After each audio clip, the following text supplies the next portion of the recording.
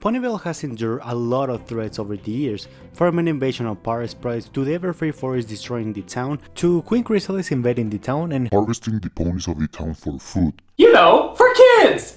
Yet Ponyville has rebuilt itself. But something that not a lot of people know is that Ponyville's worst enemy is not any of the villains that the main six face, but rather themselves. But why and how?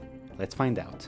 The first time that Ponyville almost destroyed itself was in the story Ponyville Days, in where the story revolves around the Ponyville Day celebration, a celebration that Twilight is planning, but before she can plan anything else, she has to go to Canterlot. At this point the story is pretty normal, but it quickly goes into complete chaos, all because the Apple and Rich family can't agree on which family built the first building in Ponyville. Is that all? Okay, this will be easy to fix, right? Right? Well, no, what ends up happening is that everyone begins to fight and take sides, which culminates with the two groups going to war against each other. In, of course, a comedic and silly way, but luckily Twilight is back and puts some order into the town. But still, Applejack and Rarity don't want to listen, and everyone goes their separate ways. And with a huge crowd coming to Ponyville and the Ponyville Day celebration cancelled, everything seems lost. So what can Twilight do? Well, the solution is actually pretty simple and easy. Diplomacy! Yes, really. With Twilight going around Ponyville and just convincing her friends and other ponies to help her and to make the best Ponyville days they can. So does it go the way that they want? Well, no. But even with things not going the way that Twilight wants, her friends put aside their differences to help her, and surprisingly they do a good job. And even Princess Celestia goes to Ponyville to congratulate the main six. But wait, there's still something that hasn't been answered. Who was the first family to build the first building in Ponyville? And for that they actually opted to have 2 commemoration plaques. Are you kidding me? You could have done this from the beginning, you know? This story is a roller coaster of emotions because it starts pretty normal, but then devolves into complete chaos, and I really mean that. This comic was pretty disliked back in the day because of how it portrayed the main six. And I do agree, they act really out of character, especially at the time that this comic came out, but that's why I love this comic.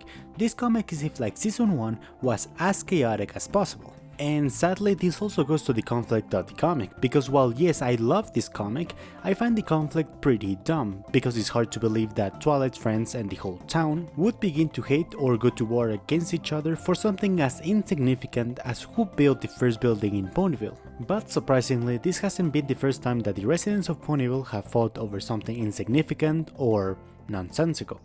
Just like in our next story, where we see the fall of Ponyville because the residents want to elect a new mayor, but why? Well, all because Mayor Mary couldn't prevent an earthquake. Yes, really, with the town hosting an election for a new mayor, which ends up being filthy rich because of the promises of making Ponyville better, which just ends up affecting the residents of the town more than helping them.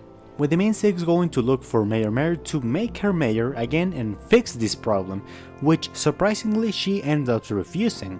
But later she reconsiders her decision and goes to confront Filthy Rich, who actually wants Mayor Mary to come back. Which she does, and even she solves the earthquake problem, which was being caused by a earthworm. I don't think I need to explain why this is dumb. I mean, the town turning on Mayor Mary because she can't control an earthquake. Really? She's the mayor, not the ruler of Equestria, and even then, I don't think that Celestia or any of the princesses could stop an earthquake. And while the concept of Ponyville having a new mayor might not seem like a big deal, it is, because we see the inability of someone like Filthy Rich in running the town, with him prioritizing more the luxuries of the town than the actual well-being of the residents, and even if everything would have gone perfectly. I honestly don't think that Filthy Rich would have been able to defeat the earthworm, which was the real threat in this story.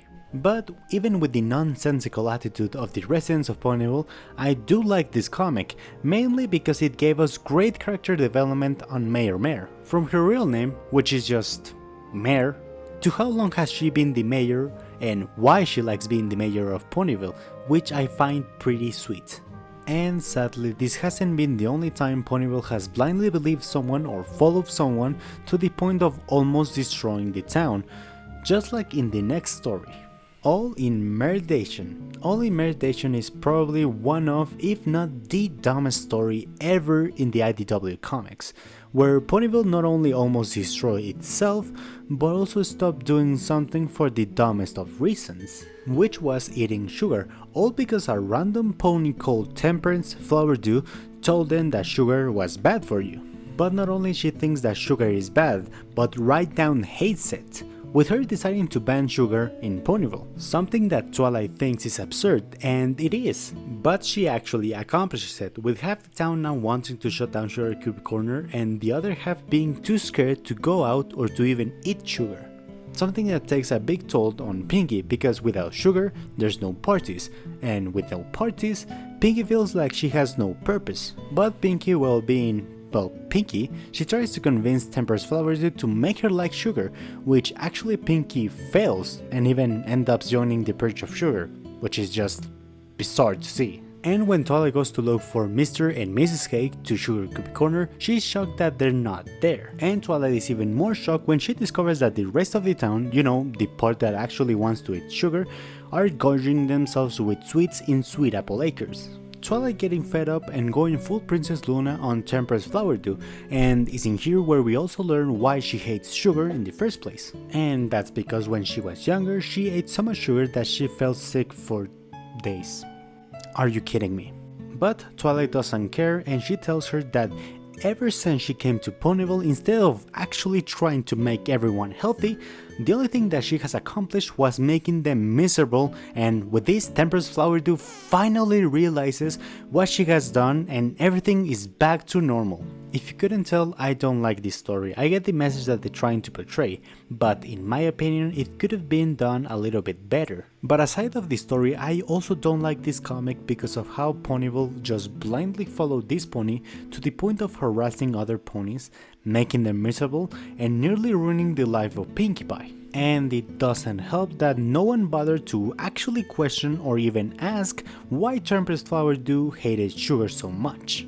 Because if they would have asked, then all of this would have been prevented, but in a weird way I'm glad that these situations happened, because while ridiculous and sometimes nonsensical, these situations strengthened Ponyville and his residents. But of course, what do you guys think of these stories, and is there any other time Ponyville could have destroyed itself? Leave it down in the comments. And remember to like the video if you enjoyed it, and consider subscribing for more MOP videos. And remember to take care guys, and I'll see you in the next video.